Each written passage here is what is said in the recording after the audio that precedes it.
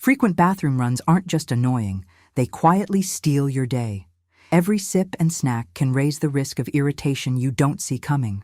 Stay with me for a clear, natural way to dial down urgency, safely, step by step. I'm going to be frank with you. When the bladder isn't happy, life quietly shrinks. Commutes feel longer, meetings feel riskier, and a night of sleep can turn into a relay between the bed and the bathroom.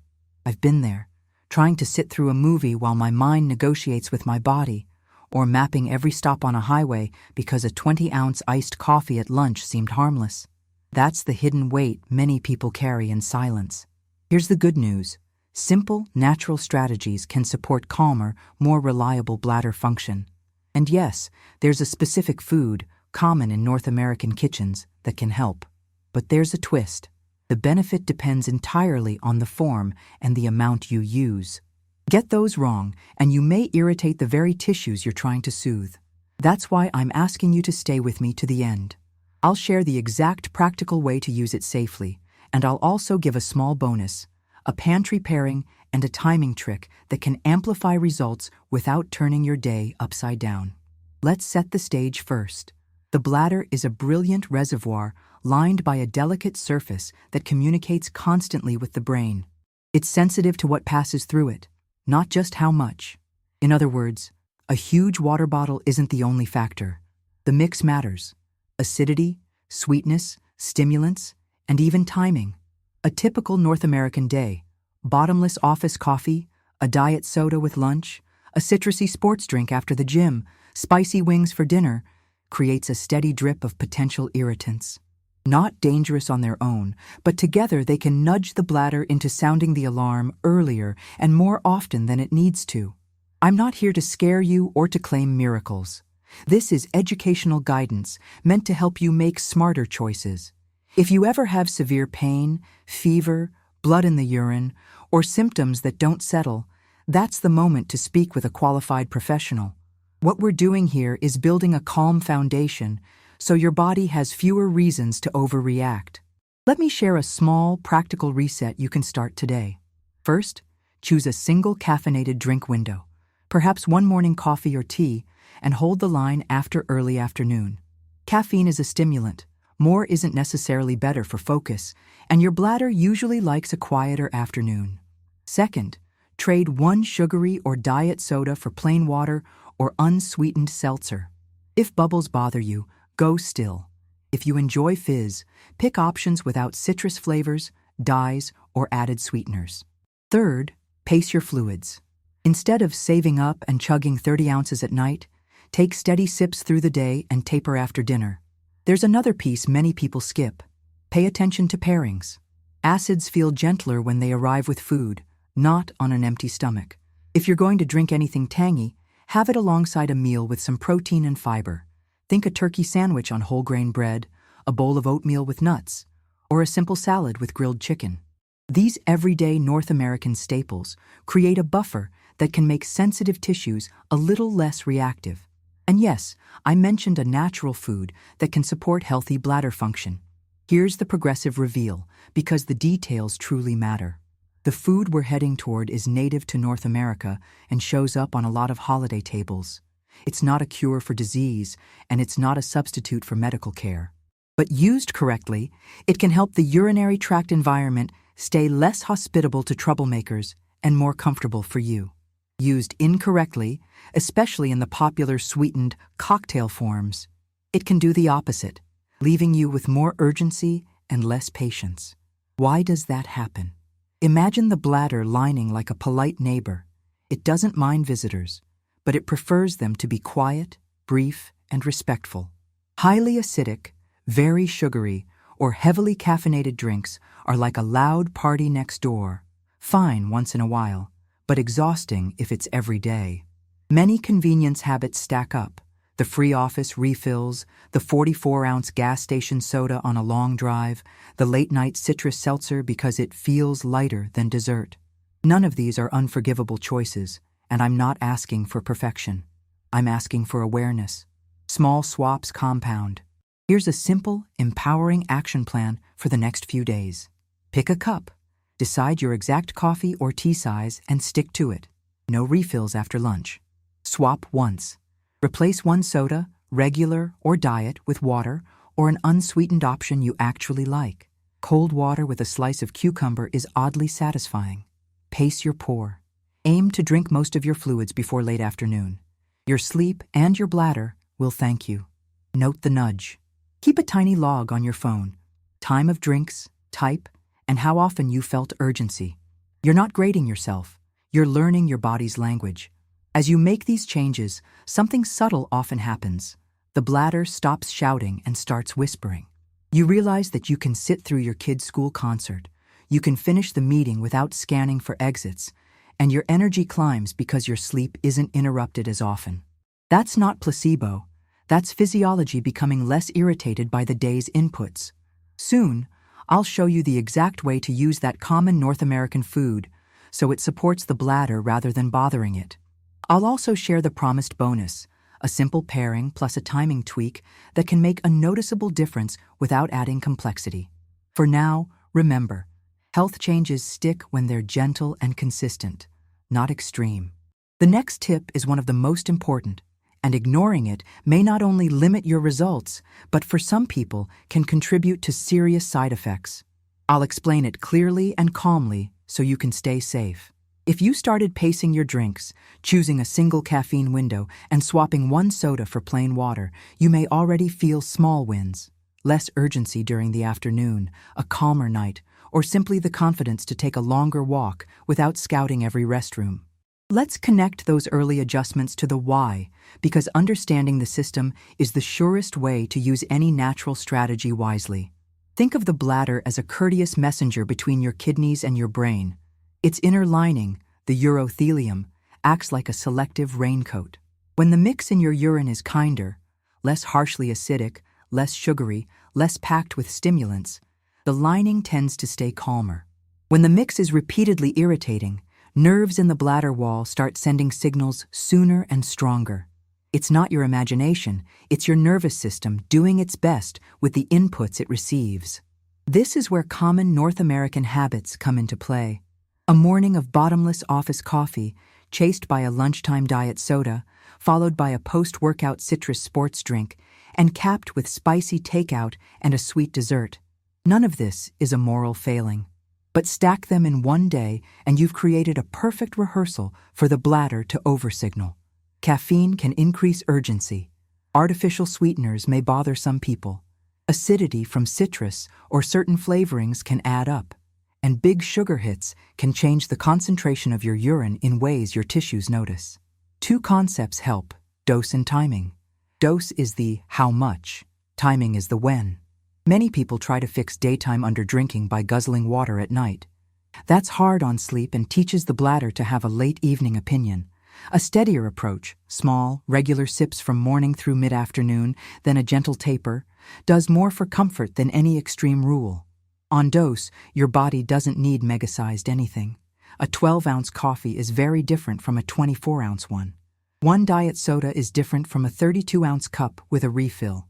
Right-sizing your portions is not deprivation. It's respect for the way your tissues talk to your brain. Let's make this practical. Here are evidence-informed, common-sense actions that support calmer bladder behavior without turning life into a spreadsheet. Choose a caffeine boundary. Try 1 cup of coffee or tea in the morning, then switch to water or herbal tea. If you love iced coffee, enjoy a modest serving and call it complete. Rethink the fizz. If you find that bubbles bother you, pick still water most of the day and reserve seltzer for meals. If fizz feels fine, choose unsweetened, non-citrus flavors and skip the energy label. Pair acids with food. Tangy drinks and foods sit better when they arrive, alongside protein and fiber. Oatmeal with nuts at breakfast, a turkey and avocado sandwich at lunch, or brown rice with vegetables at dinner. Watch label language. Cocktail, punch, and from concentrate with added sweeteners often mean extra sugar or sweeteners.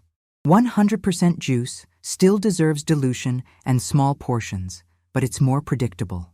Space your sips. Aim for a steady trickle, not a flood. If you work at a desk, set a gentle timer or use a marked bottle that guides you through the hours before mid-afternoon. Check color, not just count. Pale straw urine usually indicates reasonable hydration for many people. Apple juice dark? That's a nudge to drink earlier in the day. There's also the question of personal triggers. Some individuals notice sensitivity to spicy foods, tomato sauces, chocolate, or alcohol. You don't have to ban your favorites forever. Start with swaps that feel doable. A milder salsa, a lighter tomato sauce, a smaller portion of chocolate savored slowly, or an alcohol-free evening during the work week. You're building a body of evidence about your body. Now, about that natural food I promised. It's easy to find in North American grocery stores and even easier to misuse. The popular versions are often loaded with sugar or packaged in a way that looks healthy but isn't gentle on the bladder at all. That disconnect is why so many people try it and report the opposite of what they hoped. More urgency, not less. The solution isn't to abandon the idea, it's to get precise about form and preparation. The right version supports the urinary tract environment. The wrong one can be another irritant in disguise.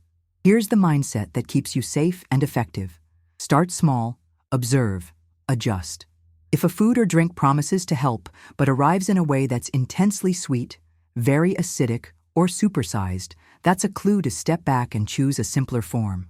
Think whole or minimally processed. Think diluted and paired with meals. Think modest portions I can repeat daily without drama. This is the opposite of a quick fix. It's a small habit that stays. One more piece, because safety matters when we talk about health. Natural strategies complement professional care. They don't replace it. If you take prescription medications, have a history of kidney stones, are pregnant, or notice burning, fever, back pain, or visible blood, that's your signal to consult a clinician.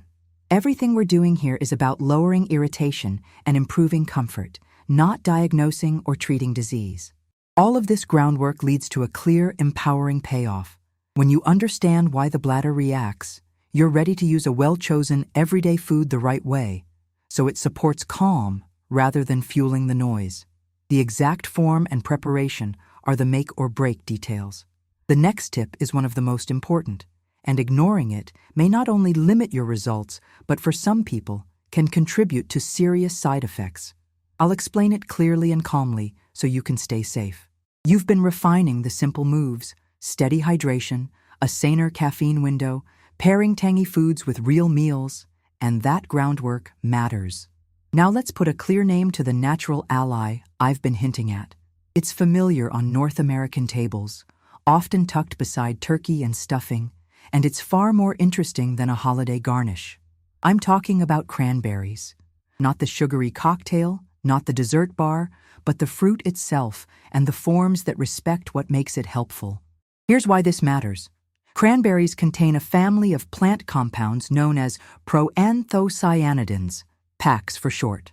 The variety most discussed in urinary tract research is sometimes called type A. You don't need to memorize the chemistry. The practical takeaway is easier. When used in a thoughtful way, certain cranberry preparations can help the urinary environment stay less welcoming to troublemakers that like to cling where they shouldn't. The goal here isn't treatment, and it definitely isn't a replacement for medical care when it's needed. The goal is support, calmer comfort, fewer spikes of urgency, a sense that your bladder isn't on high alert all day. There's a catch that trips up a lot of well-intentioned people: form and portion size. The grocery aisle is full of products that say cranberry on the label, but behave very differently in your body. A bottle labeled cranberry cocktail is often mostly water, sugar, or high fructose corn syrup, and a splash of concentrate for color and flavor. Sweetened dried cranberries can be more than half sugar by weight. Even some light or diet versions swap sugar for sweeteners that many sensitive bladders dislike. If your first experiment with cranberries was a tall glass of neon red cocktail on an empty stomach, it's no surprise your bladder filed a complaint. Let's reframe the approach and make it friendly. Start with forms that are as close to the fruit as possible and gentle on your system. One easy option is 100% unsweetened cranberry juice. On its own, it's intensely tart. That's a feature, not a bug, because it means someone didn't load it with sweeteners. Dilute it with plenty of water. Think a modest splash of juice in a larger glass of still or sparkling water, and take it with food, not by itself. Another option is frozen whole cranberries whirled into a smoothie that includes protein and healthy fats, such as Greek yogurt and a spoonful of almond butter. The blend softens the acidity and gives you fiber. A third option, when available, is an unsweetened cranberry concentrate that you dilute at home. Again, small amounts, generous water, and a spot on your plate during a meal. To make this concrete, pick a single, repeatable ritual you can live with. For example, measure 1 to 2 ounces, 30-60 milliliters, of 100% cranberry juice into a 12 to 16-ounce glass, top with water, and sip alongside lunch. If you enjoy seltzer, try the same ratio with plain, unflavored bubbles. If you're a smoothie person, add a quarter cup of frozen cranberries to a balanced blend and drink it with breakfast. Keep the portions modest. This is a daily practice, not a one-time blast. And keep a light note on your phone for 3 or 4 days. How you prepared it, when you drank it, and how your body felt across the afternoon and evening. You're not chasing perfection. You're looking for a pattern of quieter days. A surprising truth: the benefit you want is not about vitamin C. Many people assume the appeal of cranberries is simply their antioxidant buzz. Vitamin C has its place, but the story here leans on those packs and the way they influence the urinary tract environment. That's why a candy, a cocktail, or a pastry with a smear of cranberry filling won't deliver the same experience as a thoughtfully diluted, unsweetened juice taken with a meal. It's also why some folks try a cranberry-flavored beverage and conclude cranberries don't work, when the reality is that the beverage was designed for taste, not for urinary comfort. As you practice, keep an eye on 2 gentle principles: dilution and pairing. Dilution turns harsh into friendly. Pairing turns edgy into stable. If a sip feels too sharp, you're not failing. You're learning. Increase the water, slow the pace, and make sure there's real food on the plate. If you notice that fizzy water seems to nudge urgency, save the bubbles for dinner and use still water at lunch. If a smoothie sits better than a spritzer, lean into that format. Your bladder is giving you feedback in real time. It helps to align this habit with common North American routines so it doesn't feel like a project. Pack a small bottle of unsweetened juice in your work bag and keep a reusable cup at your desk. Choose a grocery store that stocks frozen cranberries year-round. Many do. If you're grabbing lunch out, order a plain water and add your measured splash of juice when you sit down. On long drives, rest stop culture is real. Pour your diluted mix into a modest travel tumbler rather than the enormous gas station cup that trains your bladder to stay busy. A few quick guardrails for comfort and safety. This is not a detox, a cleanse, or a challenge. If you feel stomach irritation, heartburn, or increased urinary burning, dilute more, pause the experiment, or skip the cranberry that day. If you're pregnant, breastfeeding, have a history of kidney stones, or take prescription medications, especially blood thinners, talk with a clinician before making cranberry a daily habit. Natural does not mean anything, any amount, any time. Natural means we work with the body thoughtfully. What you're building here is a calm, repeatable rhythm, a small amount of the right cranberry form, gently diluted, taken with food, observed with curiosity. Over a week or 2, that rhythm can translate into fewer urgent dashes, better sleep continuity, and the freedom to focus on what you care about instead of constantly planning bathroom logistics. That's an honest, useful win. And yes, I promised a bonus. There is a pantry pairing and a timing tweak that plays particularly well with cranberries and bladder comfort. We'll get there, and we'll keep it simple enough to live with. The next tip is one of the most important, and ignoring it may not only limit your results, but, for some people, can contribute to serious side effects. I'll explain it clearly and calmly so you can stay safe. By now, you've met cranberries in their most helpful forms and practiced the 2 pillars that make them friendlier: dilution and pairing. Let's clear the fog around common myths and set practical limits so this tool stays safe and genuinely supportive. This isn't about fear, it's about clarity, because good information prevents frustration. Myth 1 says any cranberry product helps equally. In reality, the spectrum runs from whole fruit and unsweetened juice at one end to candies and sugar-heavy cocktails at the other. Products on the sweet end can be delicious, but they often deliver the exact irritants many bladders push back against: a fast hit of sugar, a low pH, and sometimes artificial colors or sweeteners. If you tried cranberry via a neon drink from the convenience store and felt worse, that wasn't your body rejecting cranberries. It was your body reacting to the packaging. Myth 2 claims more is better. The bladder rarely rewards excess. Oversized servings of even the right form can amplify acidity and send your nerves into overdrive. Small, steady, and diluted tends to outperform big, bold, and chugged. Picture the difference between a gentle rain that nourishes a garden versus a sudden downpour that washes soil away. Your tissues prefer rhythm to drama. Myth 3 says cranberries replace medical care. They don't. If you have fever, back pain, visible blood, or burning that escalates, that's time for a clinician's eyes and ears. Cranberries can help create a less welcoming environment for certain unwelcome guests in the urinary tract, but they are not antibiotics, and they do not diagnose or treat disease. The most empowered plan uses both common-sense nutrition and professional guidance when indicated. Myth 4 insists that any diet or light cranberry-flavored option is automatically better. Labels can be slippery. Some light products reduce sugar by adding high-intensity sweeteners, which can bother sensitive bladders just as much or more than sugar. Others add citrus flavorings that raise acidity. The rule of thumb is simple: as few ingredients as possible and nothing your body has to argue with. Now for limits and care, stated plainly. Start small. Think 1 to 2 ounces, 30-60 milliliters, of unsweetened 100% juice diluted generously with water, taken with a meal. Increase the dilution if the taste feels sharp. If a smoothie format sits better, keep the cranberry portion modest, roughly a quarter cup of whole frozen berries balanced by protein and fat. If you're using a concentrate, respect the label's dilution guidance and then dilute again to taste. This is not about hitting a target dose. It's about delivering a friendly signal to delicate tissue.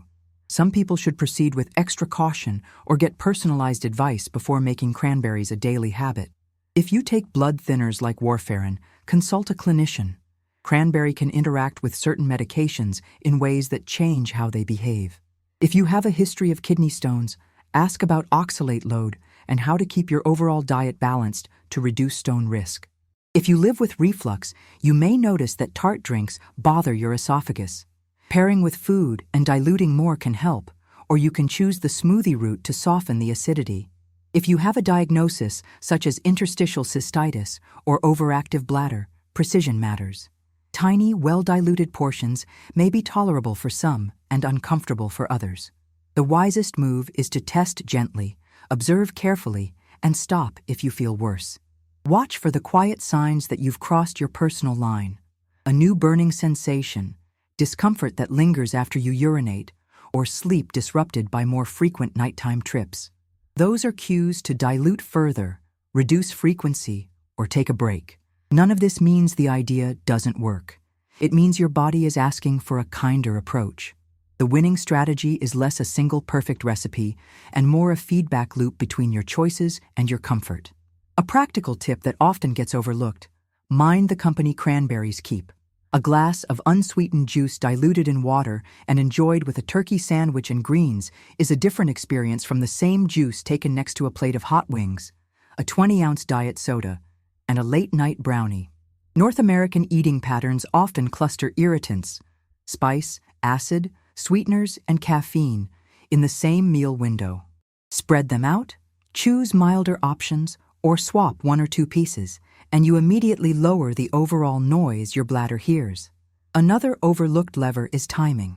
Your bladder pays attention not just to what arrives, but when. For many people, the friendliest window for a diluted cranberry drink is midday, when you're up and moving and your next bathroom break won't interrupt sleep. Large evening servings, even of diluted juice, may pull you out of deeper rest and leave you groggy the next morning. Protect your nights by tapering liquids after dinner and putting your cranberry moment earlier. Let me underline the mindset that keeps you safe, curious, patient, and consistent. Natural strategies aren't a jackpot pull, they're a savings account. You deposit small, good decisions and let them compound. You take notes without judgment. You embrace the boring superpower of routine, modest portions, gentle dilution, food pairing, and smart timing. If at any point you notice red flag symptoms, fever, flank pain, new confusion, or blood in the urine, pause the experiment and contact a professional. That action is not a setback, it's wise stewardship of your health. When you put myths to bed and set humane limits, cranberries stop being a confusing trend and become a practical ally. You understand the why, you respect the how, and you adjust the how much until your body says, "This feels right." That's the level of confidence that turns information into comfort, and comfort into the freedom to focus on what matters to you. From work and family to long walks, road trips, and full nights of sleep. The next tip is one of the most important, and ignoring it may not only limit your results, but for some people can contribute to serious side effects. I'll explain it clearly and calmly so you can stay safe. You've separated myth from method, and that clarity opens the door to something far more valuable. A daily rhythm that steadily lowers bladder noise. Think of this as a lifestyle tune-up rather than a list of restrictions. The goal isn't a perfect day. It's a kinder pattern you can repeat without thinking. When simple steps become automatic, the body responds with calmer signals, less urgency, fewer interruptions, more attention left for the rest of your life. Let's begin with the move that creates the most immediate breathing room: right-sizing stimulants. Pick a single caffeine window, ideally morning. Enjoy your coffee or tea like you mean it. Use a mug you love, sit for 5 minutes, and then close the tab. That quiet boundary teaches the bladder that afternoons are for stability, not sprints. If you miss the ritual of a second cup, swap in warm water with a cinnamon stick or a non-caffeinated tea you actually like. The taste ritual matters more than the jolt. Next, address the hidden stack of irritants. North American routines make it easy to combine spice, acid, and sweeteners in the same meal window: hot wings with buffalo sauce, a large diet soda, and a citrus dessert. None of this is a moral problem. But the combination is a choir of inputs the bladder hears all at once. Split them up. If dinner leans spicy, keep the drink plain. If you want a sweet finish, let it be a small square of dark chocolate rather than a syrupy drink. Spreading the edges throughout the day lowers the overall volume. Hydration pace is the third lever. Picture a slow, steady stream rather than a flood. Keep a bottle at your desk and aim to finish most of it by mid-afternoon, then taper. This simple shift does more for uninterrupted sleep than any late hack. If you exercise after work, hydrate earlier so you're not playing catch-up at 9 p.m. Your nights get longer, your mornings get clearer, and the bladder learns a friendlier rhythm. Bathroom habits count too. Try a discreet technique called double voiding on days when you feel that not quite empty sensation. After you finish, wait a minute, relax your shoulders, lean forward slightly, and try again without straining. It's not a contest. It's an invitation for residual urine to leave. Some people also benefit from relaxed breathing. Inhale through the nose for 4 counts, exhale for 6, to cue the pelvic floor to let go. Avoid pushing or bearing down. Force can backfire. Let's talk about movement. A brief walk after meals does 3 quiet things: improves digestion, reduces reflux for many people, which means less discomfort from acidic foods later, and lowers overall stress tone, the very tension that can make the bladder more reactive. 10 minutes around the block is enough. If the weather's rough, put on a song and march in place at home. You're not training for a marathon. You're reminding your nervous system that your days are safe and steady. Pelvic floor awareness is another gentle ally. Many of us hold tension without noticing, especially during work or long drives. A simple check-in helps. Once or twice a day, sit tall, inhale, and imagine the base of your pelvis widening slightly like a parachute opening. On the exhale, let that tension melt. If you already practice Kegel-type exercises, balance them with relaxation. A constantly clenched floor can mimic urgency. If you have pelvic pain or uncertainty, A clinician or pelvic floor therapist can tailor guidance. Precision beats guesswork. Food pairings make cranberry friendlier and your whole day smoother. At breakfast, a bowl of oatmeal topped with chopped nuts and a few thawed cranberries balances fiber, healthy fats, and tartness. At lunch, a turkey sandwich on whole grain with lettuce and avocado makes a calm base for a diluted splash of unsweetened cranberry and water. At dinner, choose milder sauces and reserve the fizz for earlier in the day. You'll notice the through line: stable blood sugar, steady energy, less reflux, fewer bladder protests. Labels deserve a moment of honesty. Words like cocktail, punch, light, and from concentrate with added sweeteners often signal a shortcut your bladder won't appreciate. Prefer 100% juice for dilution or whole frozen cranberries blended into a meal. Keep portions modest. 2 ounces, 60 milliliters of unsweetened juice diluted into a 12 to 16 ounce glass is a very different experience than a massive cup that trains your bladder to stay busy. Stress management is not a side quest, it's central. The bladder is wired into the same alarm system that handles emails, deadlines, and traffic. A 2-minute breathing practice before lunch, inhale 4, exhale 6, repeated 8 to 12 times, turns down that system. Pair it with a short walk or a stretch, and you've built a daily pressure valve that costs nothing and pays in calm. Travel and work days can still be friendly. Pack a comfort kit: a small bottle of unsweetened cranberry, a reusable water bottle, plain seltzer, and a snack that won't poke the bladder. Unsalted pumpkin seeds are a smart option, rich in minerals and healthy fats, easy to sprinkle on yogurt or salads, and a hint of the bonus pairing will formalize soon. This is how you turn a random day of choices into a designed day of support. Keep a light log for 1 week. Note your caffeine window, hydration pace, cranberry preparation, and 2 or 3 meals. Add how the day felt, urgency level, sleep quality, and confidence in outings. You're building a personal map. Patterns emerge quickly. Maybe citrus seltzer is fine at lunch but not at night.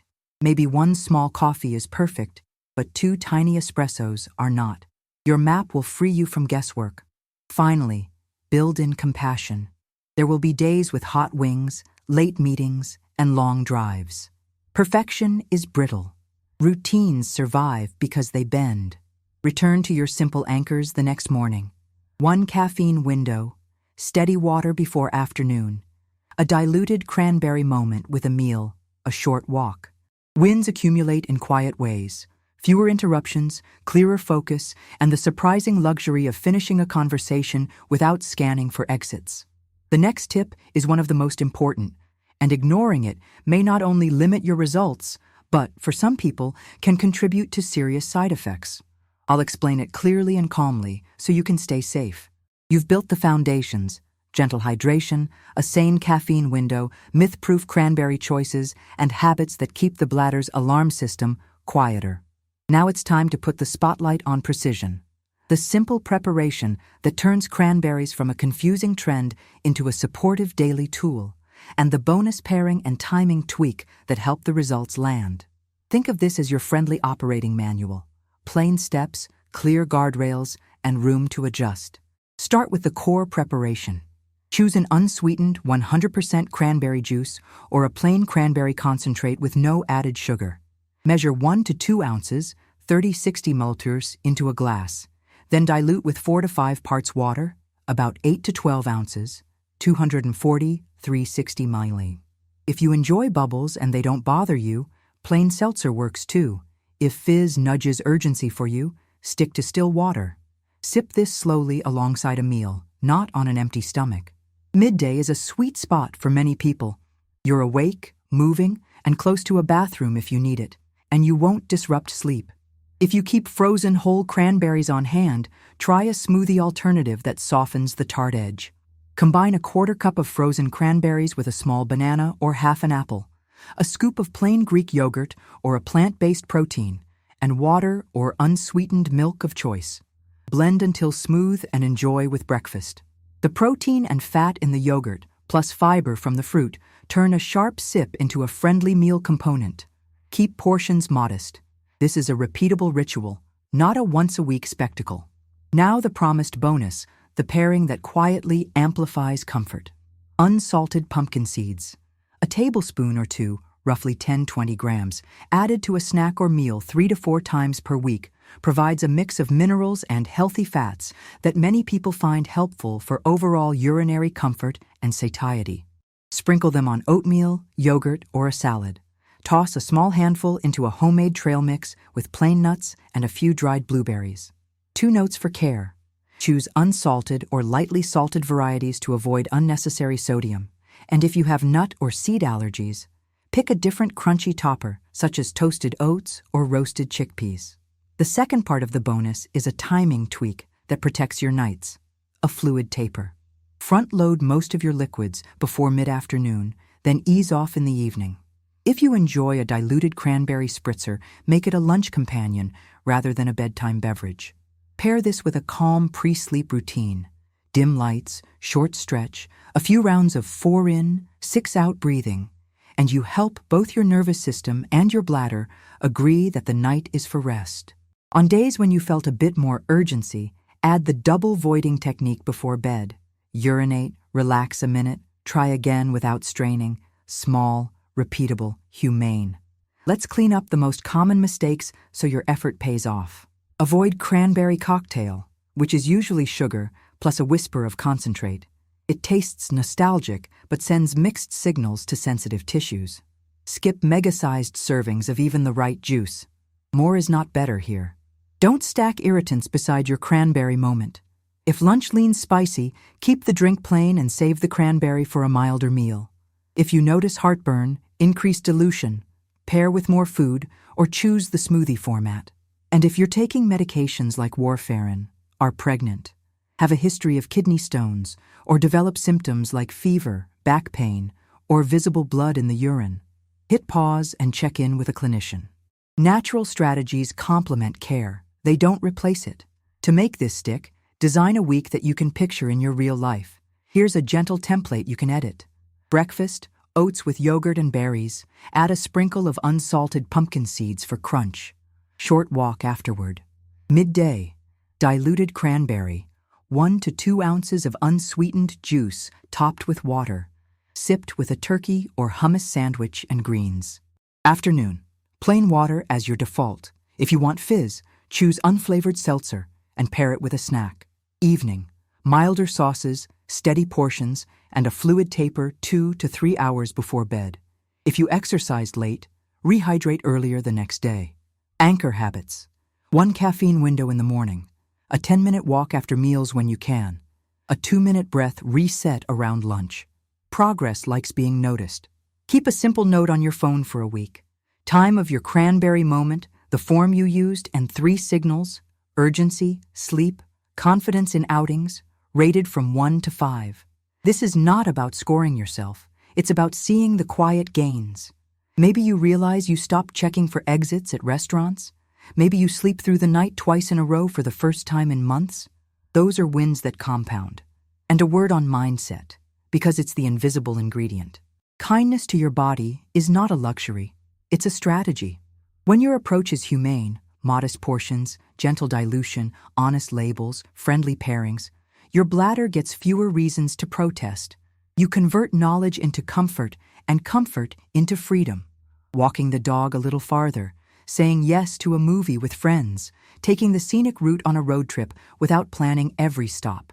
If you feel frustrated some days, remember that biology responds to patterns. A single perfect day won't rewrite the story, but a string of good enough days will. Keep the rituals small and repeatable. Celebrate the ordinary. Your 1 coffee enjoyed slowly, the lunchtime spritzer measured and mellow, the handful of seeds that replaces a sugary snack, the evening taper that protects your sleep. This is how natural strategies quietly reshape daily life. If this guide helped you, share it with someone who could use calmer days and better nights.